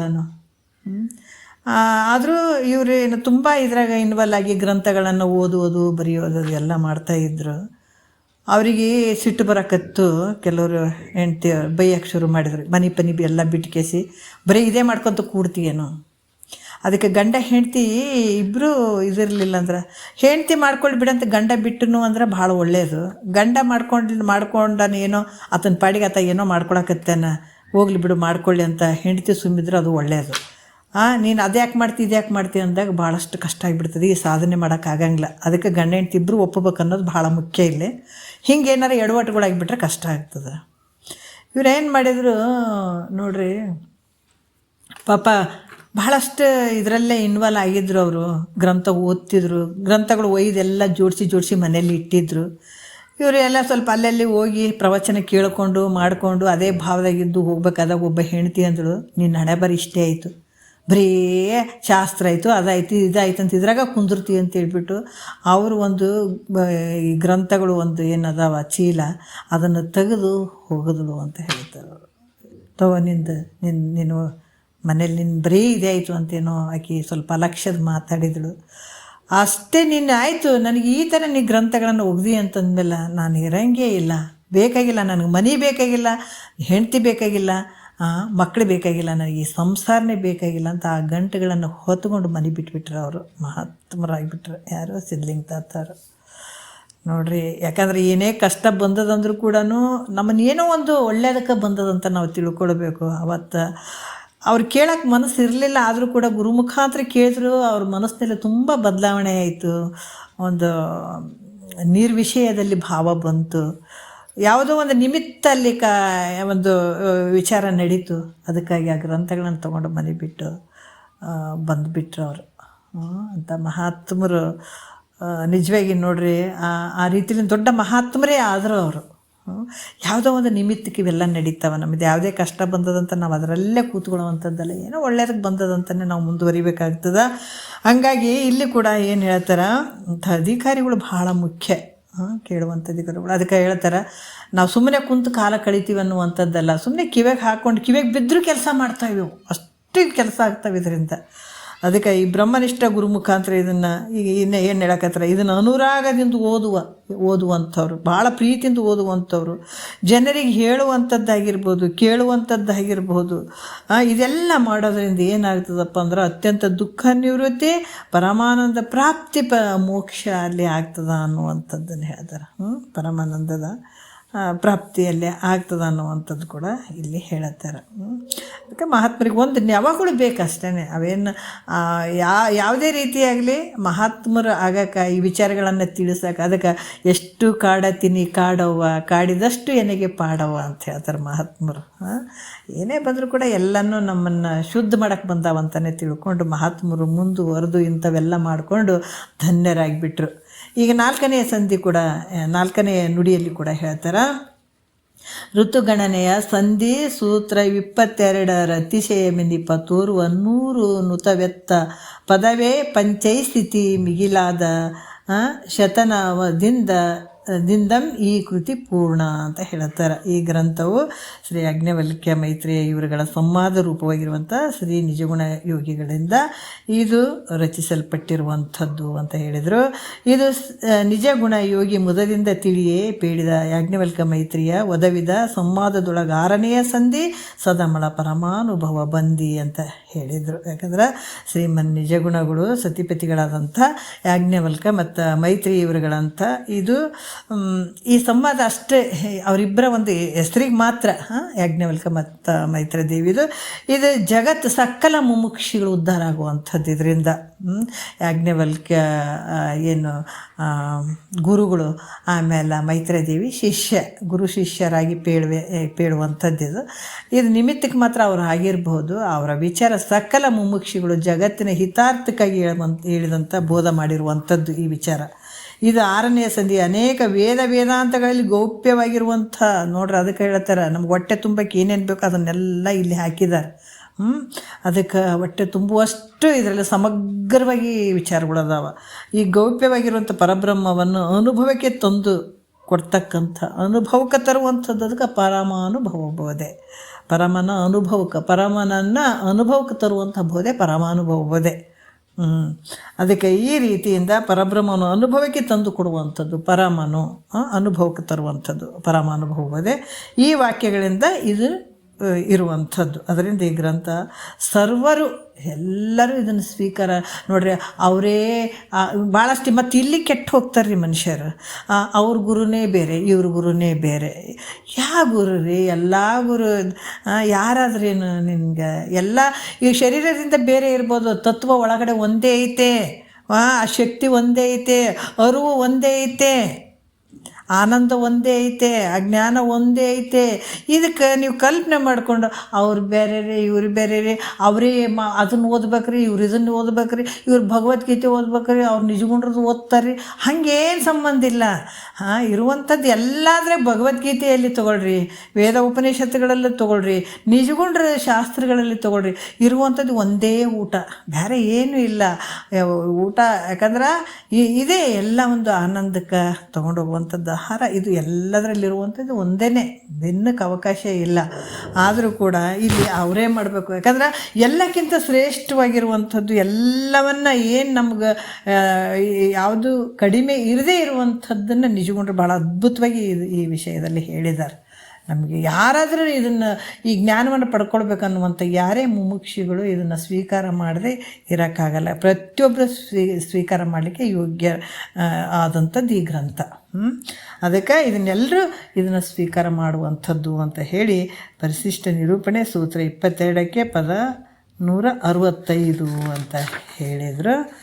ಇಲ್ಲಿ ಕೂಡ ಏನು ಹೇಳ್ತಾ ಇದ್ದಾರೆ, ಸ್ವಸ್ತಿ ಸಮಸ್ತ ಸುರವಿಸರ ಮುಕುಟ ಮಣಿಗಣ ಕಿರಣ ಪ್ರಚುರ ಪ್ರವಾಹ ತರಂಗಿಣಿ ತಟವಿರಾಜಿತ ಪದರಾಜೀವ ಯುಗಳ ಶ್ರೀ ಶಂಭು ಸತ್ಕೃಪಾ ಕಟಾಕ್ಷ ಸಾಂದ್ರ ಚಂದ್ರಿಕ ಸಂಕ್ರಾಂತ ನಿರಸ್ತ ನಿಖಿಲ ಸಂಸಾರ ಶ್ರಮ ವಿಸ್ಪಾರಿತ ನಿಜಾನಂದ ಸ್ವಾದಾನಾಸಕ್ತ ಚಿತ್ತೋಪೇತ ನಿಜಗುಣಾವಯ ಶಿವಯೋಗಿನ ವಿರಚಿತ ಮಪ್ಪ ಪರಮಾನುಭವ ಬೋಧನಾ ಬೋಧನಾಮ ಪ್ರಕರಣದಲ್ಲಿ ಅಂಥೇಳಿ ಸಕಲ ಜಗತ್ತಿಗೂ ಇದು ಉದ್ಧಾರ ಆಗಲಿ, ಕಲ್ಯಾಣ ಆಗಲಿ. ಕೈಲಾಸದಲ್ಲಿ ಸಿಂಹಾಸನಾರೂಢನಾಗಿ ಶಿವ ಕುಳಿತಿರುವ ಸಮಯದಲ್ಲಿ ನೋಡ್ರಿ, ಎಲ್ಲರೂ ಸಾಯಂಕಾಲ ಇದು ಸಿಂಹಾಸನಾರೂಢನಾಗಿ ಶಿವನು ಕುಳಿತಿರುವಂಥ ಸಮಯದಲ್ಲಿ ಸಾಯಂಕಾಲ ಎಲ್ಲ ದೇವತೆಗಳು ಶಂಭುನ ದರ್ಶನಕ್ಕೆ ಬರ್ತಾರೆ.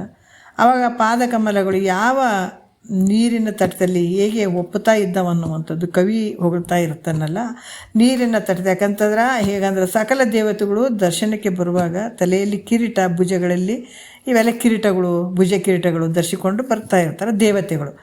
ಕಿರೀಟಾದಿಗಳ ಅನೇಕ ಬಣ್ಣಗಳುಳ್ಳ ಪ್ರಕಾಶಮಾನವಂತ ರತ್ನಗಳು. ಯಾಕಂದರೆ ಕಿರೀಟಗಳು, ದೇವತೆ ಕಿರೀಟಗಳು ಅವೆಲ್ಲ ನೋಡಿರ್ತೀವಿ ನಾವು. ಅದ್ರಾಗ ಭಾಳಷ್ಟು ರತ್ನಗಳು ಅಲ್ಲಿ ಇಟ್ಟಿರ್ತಾರೆ. ಅವುಗಳ ಪ್ರಕಾಶ ಎಲ್ಲವೂ ಕೂಡಿ ಪ್ರವಾಹ ರೂಪದಿಂದ ಬಂದು ನದಿಯಾಗಿ ಹರಿಯುವಂಥದ್ದು. ಅಂಥ ನದಿಯಲ್ಲಿ, ಆ ನದಿಯ ತಟದಲ್ಲಿ ಶ್ರೀ ಶಂಭುಲಿಂಗನ ಪಾದಕಮಲಗಳು ಭಾಳಷ್ಟು ಶೋಭಾಯಮಾನವಾಗಿರುವಂಥವು. ಅಂಥ ಈ ಶಂಭುಲಿಂಗನ ಕೃಪಾ ಕಟಾಕ್ಷಕ್ಕೆ ಪಾತ್ರನಾದ ನೋಡ್ರಿ, ಅಂಥ ಶಂಭುಲಿಂಗನ ಒಂದು ಕೃಪಾ ಕಟಾಕ್ಷಕ್ಕೆ ಪಾತ್ರನಾದ ನಿಜಗುಣ ಶಿವಯೋಗಿ ರಚಿಸಲ್ಪಟ್ಟಂತೆ ಪರಮಾನುಭವಬೋಧೆ ನಾಮ ಪ್ರಕರಣವು ಈ ಗ್ರಂಥ ಸಮಾಪ್ತಿ. ಭಾಳ ಶ್ರೇಷ್ಠವಾದಂಥ ಇದು ಗ್ರಂಥ ಅಂತ ಕೂಡ ಹೇಳ್ತಾರೆ. ಅಂಥ ನಾಮ ಪ್ರಕರಣ ಈ ಗ್ರಂಥವು ಸಮಾಪ್ತಿಯಾಗಿರುವಂಥದ್ದು. ಇದರಲ್ಲಿ ಅಂತೂ ಸಂಧಿ 6ಕ್ಕೆ ಸೂತ್ರ 122ಕ್ಕೆ ಪದ 985ಕ್ಕೆ ಮಂಗಳಮಸ್ತು ಪರಮಾನುಭವದೆ ಸಮಾಪ್ತವು ಅಂತ ಇಲ್ಲಿ ಭಾಳ ವಿಶೇಷವಾಗಿ ಹೇಳಿದರು. ಇವಾಗ ನಾವು ಪರಮಾನುಭವದೆ ಅನ್ನುವಂಥ ಒಂದು ಅದ್ಭುತವಾದಂಥ ವಿಚಾರಗಳನ್ನು ಒಳಗೊಂಡಂಥದ್ದು ಈ ಪರಮಾನುಭವದೆ ನಾವೆಲ್ಲರೂ ಕೇಳಿದ್ವಿ. ಮತ್ತು ಇದು ಶ್ರವಣ ಗ್ರಂಥ ಪರಮಾನುಭವದೆ, ಮನನ ಗ್ರಂಥ ಅನುಭವ ಸಾರ, ನಿಧಿಧ್ಯಾಸನ ಗ್ರಂಥ ಪರಮಾರ್ಥ ಗೀತೆ ಅಂತ ಹೇಳ್ತಾರೆ ಮಹಾತ್ಮರು. ಅದಕ್ಕೆ ನಾವು ಮತ್ತು ಈಗ ಅನುಭವ ಸಾರ ಮತ್ತು ಈಗ ಕ್ರಮವಾಗಿ ನಾವು ಹೋಗಬೇಕಾದ್ರೆ ಹಾಗೇ ಕೈಬೆಲ್ಲ ಪದ್ಧತಿ, ಪರಮಾನುಭವದೆ, ಅನುಭವ ಸಾರ, ಪರಮಾರ್ಥ ಗೀತೆ ಅಂತ ಹೇಳಿಬಿಟ್ಟು ಹಾಗಾಗಿ ಅನುಭವ ಸಾರ ನಾವು ನೋಡೋಣ. ಯಾಕಂತಂದ್ರೆ ಇದನ್ನು ಈ ಮಧ್ಯೆ ಒಂದು ಸ್ವಲ್ಪ ನನಗೆ ಗ್ಯಾಪ್ ಆಗ್ತದೆ. ಒಂದು 2-3 ದಿವಸ ಮಠದ ಪ್ರೋಗ್ರಾಮ್ ಅದಾವ, ಆರಾಧನೆ ಕಾರ್ಯಕ್ರಮ, ಬಸವನದ್ರ ಆರಾಧನೆ ಕಾರ್ಯಕ್ರಮಗಳು ಬರ್ತಾವೆ. ಅವಾಗ ಒಂದು 2-3 ದಿವಸ ಬಿಟ್ಟಂಗೆ ಆಗ್ತದೆ. ಅದಕ್ಕೆ ಸ್ವಲ್ಪ ನಮ್ಗೆ ಯಾವಾಗ ಅನಾನುಕೂಲ ಆಗ್ತದೆ ಅವಾಗ ಬಿಡುವಂಥದ್ದು, ಅನುಕೂಲ ಇದ್ದಾಗ ನಾವು ಮಾಡ್ಕೊಂಡು ಹೋಗೋಣ ಅನ್ನೋದಾದ್ರೆ ನಾವು ಇದನ್ನು ಕಂಟಿನ್ಯೂ ಮಾಡೋಣ. ಅನುಭವ ಸಾರ ಮಹಾತ್ಮರು ಹೇಳೋದಂಥದ್ದು ಭಾಳ ಅದ್ಭುತವಾದಂಥ ವಿಚಾರ, ನಿಜಗುಣರು ರಚಿಸಿದಂಥ ವಿಚಾರ ಅನುಭವ ಸಾರ. ಅದಕ್ಕೆ ಒಂದು ಸ್ವಲ್ಪ ನೋಡ್ಕೋಣ. ಈಗ ಅಷ್ಟೇ ಮುಗಿಸಿ ಬಿಡಬಾರ್ದು, ಒಂದು ನುಡಿ ಮಾತ್ರ ಇದರಿಂದ ಶುರು ಮಾಡಿಬಿಡ್ತೀನಿ ಅಷ್ಟೇ. ಮುಂದಲ್ದೆ ಮತ್ತೆ ನಾವು ನೋಡೋಣ ಮುಂದೆ ವಿಚಾರ. ಇಲ್ಲಿ ಏನು ಹೇಳ್ತಾರೆ ಅನುಭವ ಸಾರ, ಒಂದು ಸೆಕೆಂಡ್.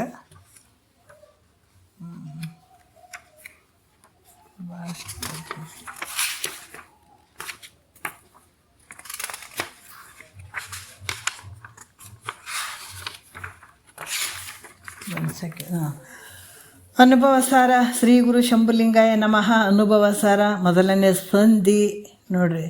ಅದಕ್ಕೆ ಈ ಗ್ರಂಥ ಬಹಳಷ್ಟು ವಿಶೇಷವಾದಂಥದ್ದು. ಗ್ರಂಥದಲ್ಲಿ ಕೇಳುವ ಮೊದಲ, ಈ ಗ್ರಂಥ ಕೇಳುವಂಥಕ್ಕಿಂತ ಮೊದಲ ಏನಂದ್ರೆ ಕೆಲವು ದೇವತಾ ಇಷ್ಟರೂಪ ಮಂಗಲವನ್ನು ಮಾಡ್ತಾರೆ ಅವರು. ಯಾಕಂದರೆ ಕೇಳುವಂಥವ್ರ ಮನಸ್ಸು ಏಕಾಗ್ರತೆ ಸಲುವಾಗಿ ಗ್ರಂಥಾರಂಭದಲ್ಲಿ ಗ್ರಂಥಕರ್ತರಂದರೆ ಇಷ್ಟ ದೇವತಾ ಮಂಗಲ ಮಾಡ್ತಾರೆ. ಪರತರ ಆನಂದಮಯ ಗುರುಶಂಭು ಪದವೆನ್ನ ಶಿರದೋಳಿರುತ್ತಿರಿಕೆ ನಿಜ ಕರುಣದಿಂದೆ ಅಂತ ಭಾಳಷ್ಟು ಅದ್ಭುತವಾಗಿ ಹೇಳ್ತಾರೆ. ಇದು ಸಣ್ಣ ಆನಂದ ಅಲ್ಲ, ದೊಡ್ಡ ಆನಂದ. ಇಹ ಆನಂದ, ಪರ ಆನಂದ ಎರಡದಾವ. ಹೌದಲ್ಲ? ಇಹ ಆನಂದ ಇಲ್ಲಿ ನಾವೇನು ಭೋಗ ವಸ್ತುಗಳನ್ನು ಅನುಭವಿಸ್ತಾ ಇದ್ದೀವಿ, ಇದು ಇಹ ಆನಂದ. ಪರ ಆನಂದ ಸ್ವರ್ಗಾದಿ ಭೋಗಗಳನ್ನು ಅನುಭವಿಸುವಂಥದ್ದು. ಇದು ಯಾವುದಪ್ಪ ಅಂದರೆ ಪರತರ ಆನಂದ. ಇದು ಗುರು ಮುಖಾಂತರನೇ ನಮಗೆ ಆಗುವಂಥ ಆನಂದಕ್ಕೆ ನಾವು ಈಗ ಆ ದಾರಿ ಹಿಡ್ದೀವಿ. ಈಗ ಎಂಥ ಆನಂದಕ್ಕೆ ದಾರಿ ಹಿಡ್ದೀವಿ ನಾವು? ಪರತರ ಆನಂದ. ಇದು ಭಾಳ ಶ್ರೇಷ್ಠವಾದಂಥ ಆನಂದ. ಇದು ಭಾಳ ಮೇಲ್ಮಟ್ಟಕ್ಕೆ ಬಂದಿದ್ದೀವಿ ಈಗ. ಅದಕ್ಕೆ ನಮ್ಮ ಬೆನ್ನು ನಾವು ಹಿಂಗೆ ಚಪ್ಪರಿಸ್ಬೇಕೀಗ. ಸಾಮಾನ್ಯ ಅಲ್ಲ ರೀ, ಮಹಾತ್ಮರು ಇದಕ್ಕಾಗಿ ಬಡ್ದಾಡೋವಂಥದಕ್ಕೆ ನಾವು ಬೆನ್ನತ್ತೀವಿ ಅಂದ್ರೆ ನಾವು ಎಷ್ಟು ಧನ್ಯರು ಅಲ್ಲ? ಭಾಳ ಧನ್ಯರು ನಾವು. ಹಾಗಾಗಿ ಇದನ್ನು ಹಿಡ್ಕೊಂಡು ನಾವು ನಾಳೆ ಮಾತಾಡೋಣ. 2 ಮತ್ತು ಗುರುಗಳ ಪಾದಕ್ಕೆ ಅರ್ಪಿಸಿ